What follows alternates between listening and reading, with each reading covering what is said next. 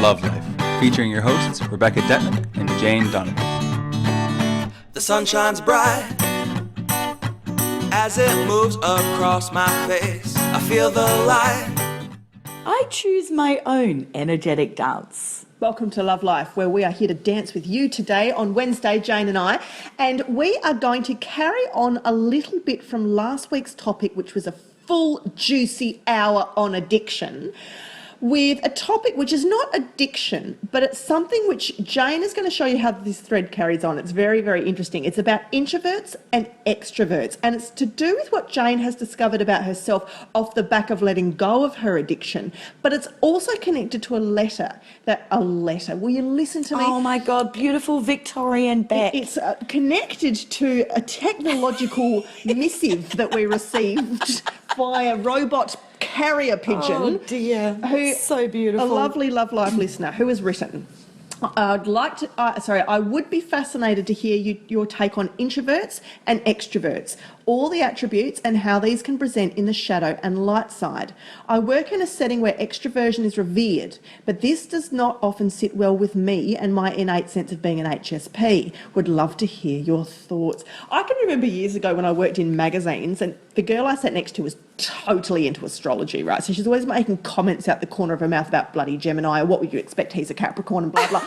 And I remember her saying, she said, the last week or so, I've just been noticing how many birthdays keep happening in the advertising department. And then it occurred to me, they're all bloody Leos. Look at me, more about me. Like, it's just, she said, of course they're all in advertising. And is that around August? Yes, now. Because everybody that I am closest with is usually around August. Yeah. And also April. They're all the Aries. They're all the extroverts. That's right? it. So look, Jane's going to provide a Jane's theory today. Oh, another one. About introversion and extroversion. And I'm going to give a bit of vibrational talk and a bit of energetic dance, as Jane said in the affirmation. But Jane, where do you want to begin on this topic? Because you are a extrovert.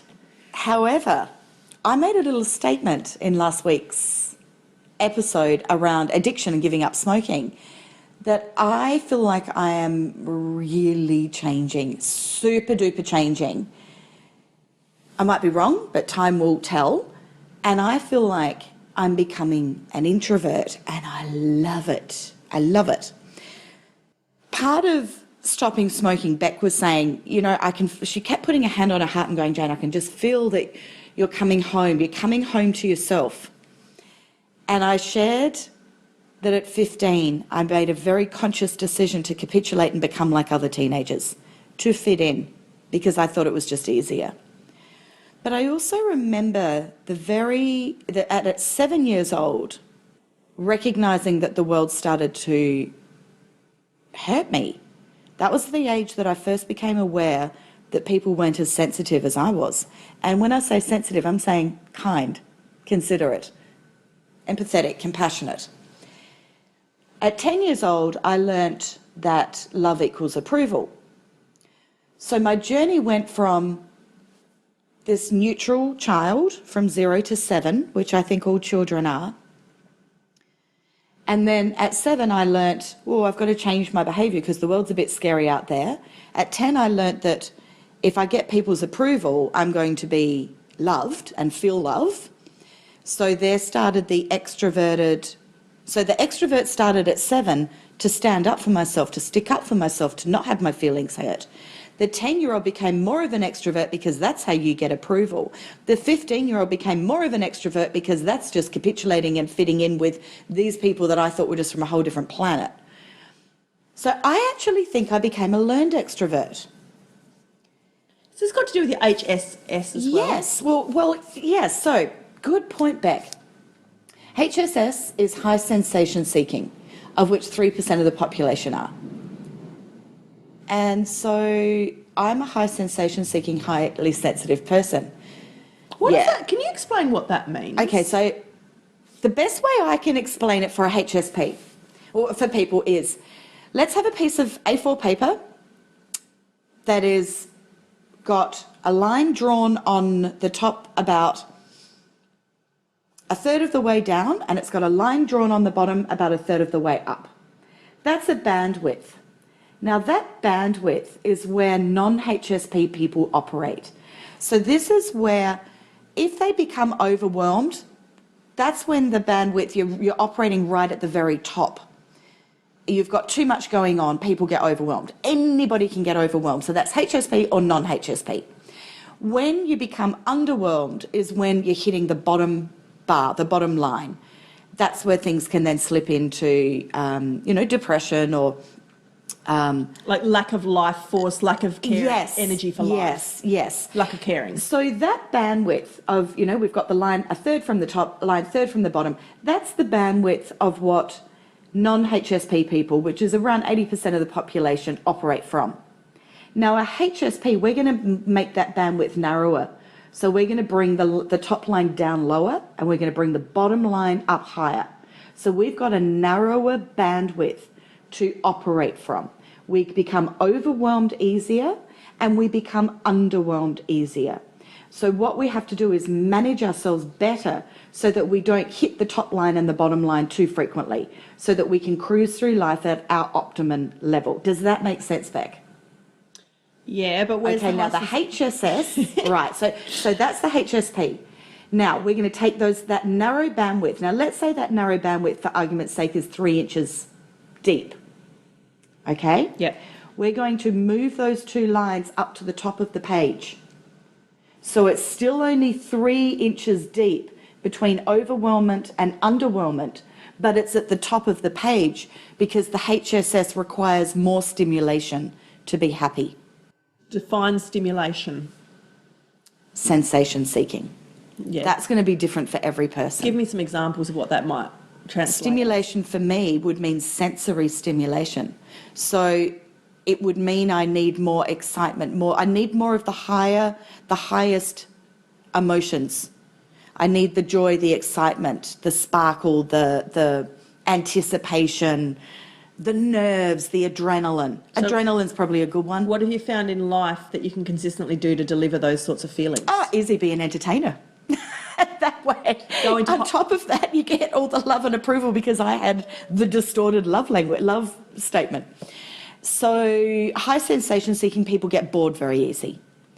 So they need new things, new whatever it is, new relationships, new friendships, new experiences, new careers, new opportunities, new whatever, new clothes, new homes, new holidays, new places, whatever it is. It's going to be different for every person, but they get bored very easy. Okay. So that's the shadow side's getting bored. But then they've got to manage it within a tighter bandwidth that they can get bored easier than the non-HSP. And So what you're kind of doing here is providing a very different one possible way of looking at what we consider an extrovert personality to be. Possibly, in an extreme. I mean, it's only 3%, so it's a real extreme. Because I'm sure there's lots of different kinds of extroverts. There would be the sort who are just attention-getting wankers, to speak non-spiritually. Absolutely. Like as in, which means they're usually deeply insecure people. Right, well, that's the extrovert in the shadow side. Right. Now, this lovely listener gave a great step in that where they said, what does it look like in the positive, what does it look like in the negative? Right, so in the shadow side, I see very arrogant, very showy, very in your face, very loud, very gregarious, very charismatic, very public type people. Oh, that was me. Right, life of the party, always in your face on social media or in a room or in business or in the public eye. They know everyone. They're fearless in social situations. This isn't all shadow side stuff. A lot of this is just classic extrovert kind of definition. But it's the ones that I find that are really wanky or really arrogant or really obnoxious and slightly socially inept and they're going about it, who are the ones who are the most crushingly insecure deep, deep, deep down. And it's almost like they think, I'm so scared of what everyone will think if they actually know the truth about me. I'm going to go over and above and beyond to get in their face, to distract them first with the bells and whistles and the lights so they never actually see the true me, who is this small little boy curled up crying on the inside, or little girl who's shy and frightened.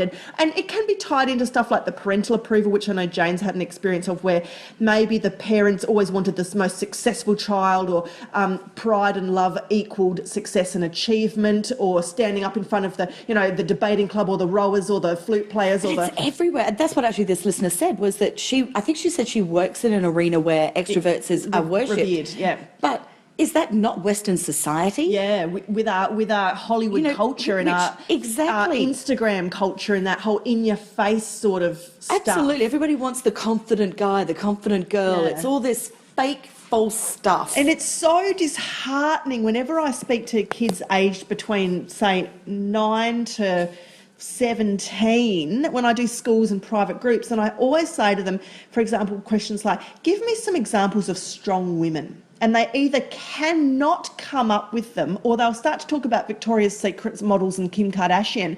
And I'll say, no, I don't care about their bodies and what they've achieved as models, or I want to hear about their brains and their qualities. There was one girl I saw the other day, she was 13 years old and she's obsessed with martial arts. And I said to her, give me an example of a strong woman. And she couldn't do it. I said, give me an example of a strong woman in martial arts. And she couldn't do it. Wow. She hadn't even thought about it, right? Wow. Now, I'm bringing this up because, again, when I speak to teenagers, and I'll put a picture of Justin Bieber up, and I'll say, now, does he have good self-esteem or low self-esteem? It's really interesting, the room gets split, but most kids think that he and Kim Kardashian have good self-esteem. Now, I would completely beg to differ. I'll say, well, how can you tell? Because he has money, because they're popular, because they're beautiful, because they're not afraid to show off their body. Right. And I say, well, that to me is the first indicator of crushing insecurity. Yes, exactly. Completely. Is Wow. Kim Kardashian showing off her body to the world because she feels in this vibrational goddess purity about it, or because she wants fucking Facebook likes? I think I just ranted. I think you did. There's a rant, Beck. Fucking hell. Okay, so Bring it back, bring it back. Right, so that's the extrovert. Then there's the introvert. Now, the introvert, in my experience, is usually the person that's too scared by life.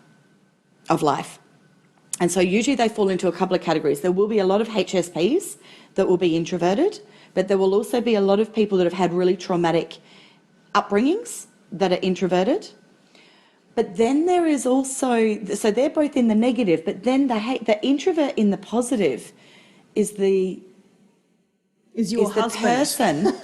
No, he's not introverted. He's balanced. He's neither introverted nor extroverted. Oh, we're going to talk about that in a minute then. But let's go back to the introvert. So the introvert in the positive is actually the person that requires nothing.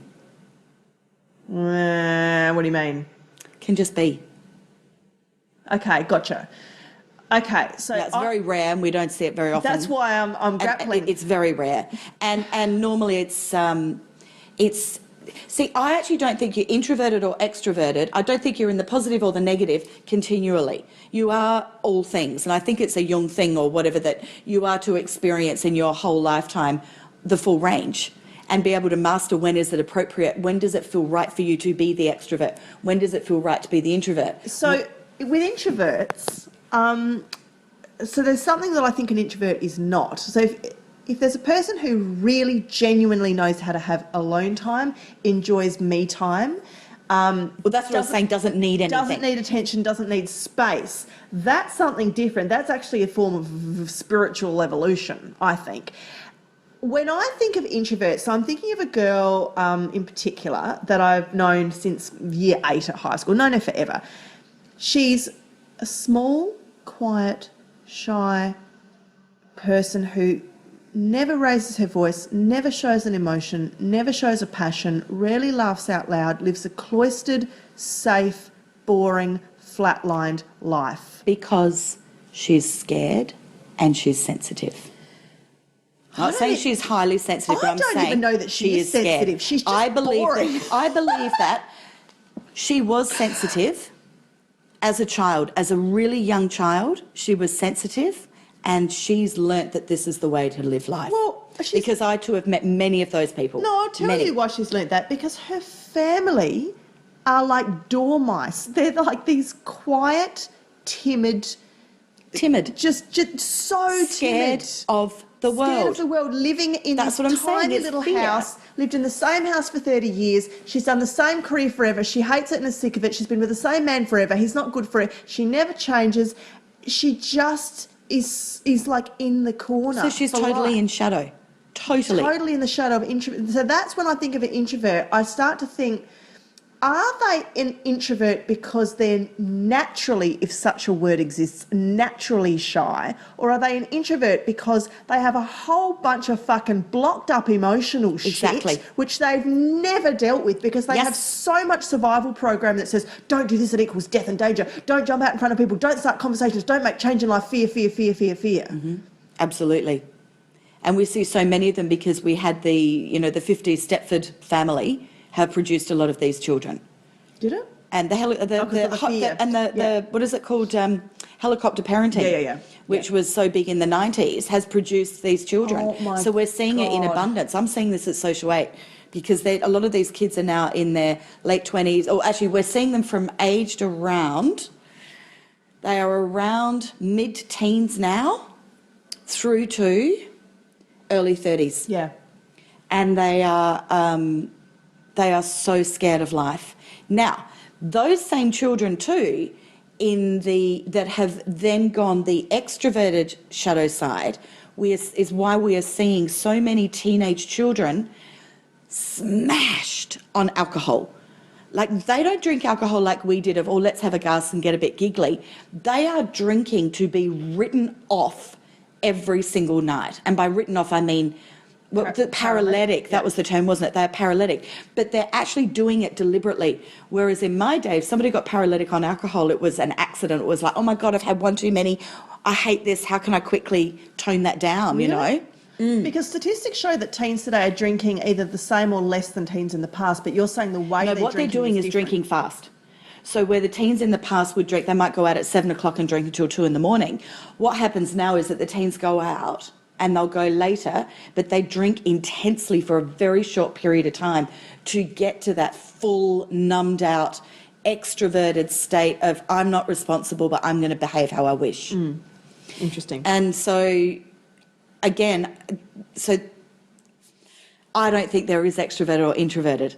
There is, but it's not a label that you are for a lifetime. No. It is where you are at this given time as a survival mechanism. So I think if we're going to use the traditional terms introvert and extrovert, that I am both, and I think you would say the same thing. I am both. Because what that means is, and I'm sure a lot of people listening will say, well, this is me too. There are some situations I can go in fearlessly if I need to.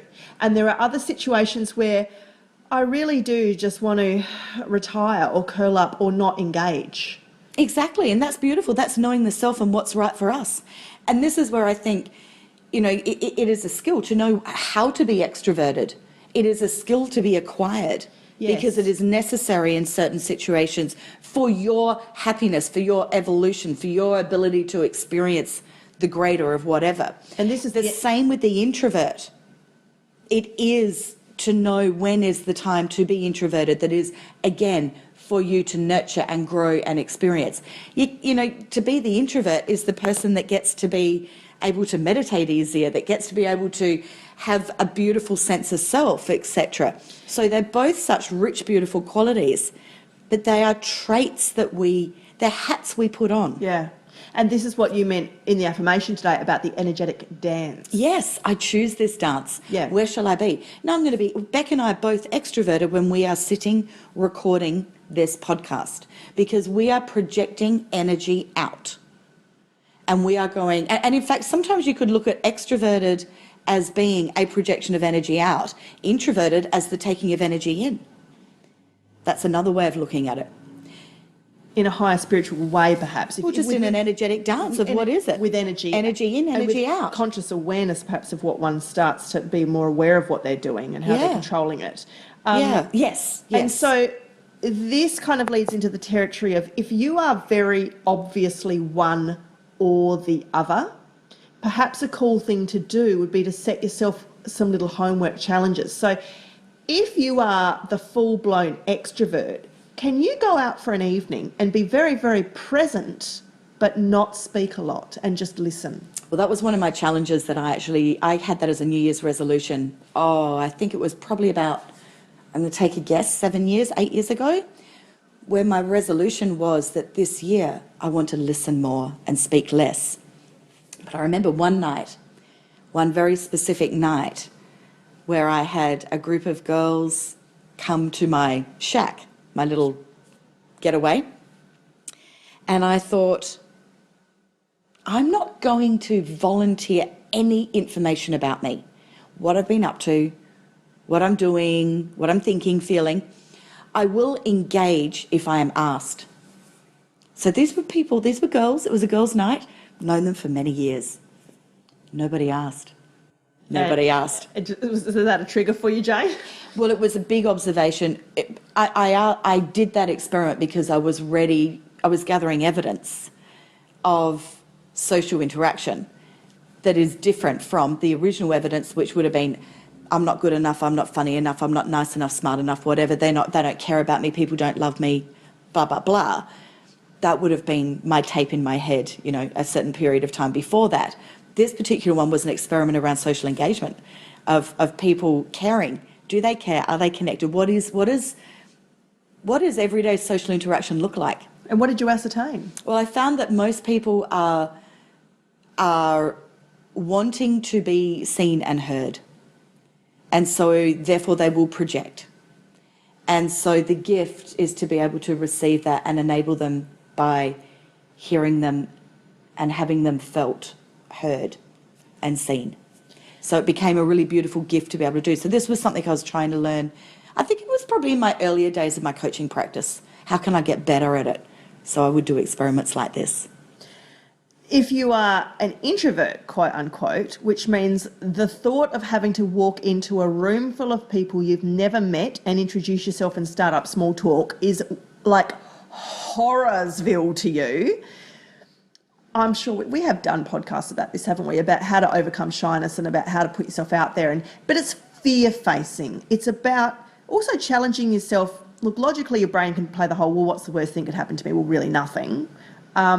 It's usually tuned into much deeper fears right down in the core of the body, things to do with self-worth. It's always self-worth. Not being good enough, not being liked, and too scared to get any external validation that those secret fears you've got about yourself might actually be true. Well, that's the thing. And they usually are, if they are an extreme, I don't believe shy exists.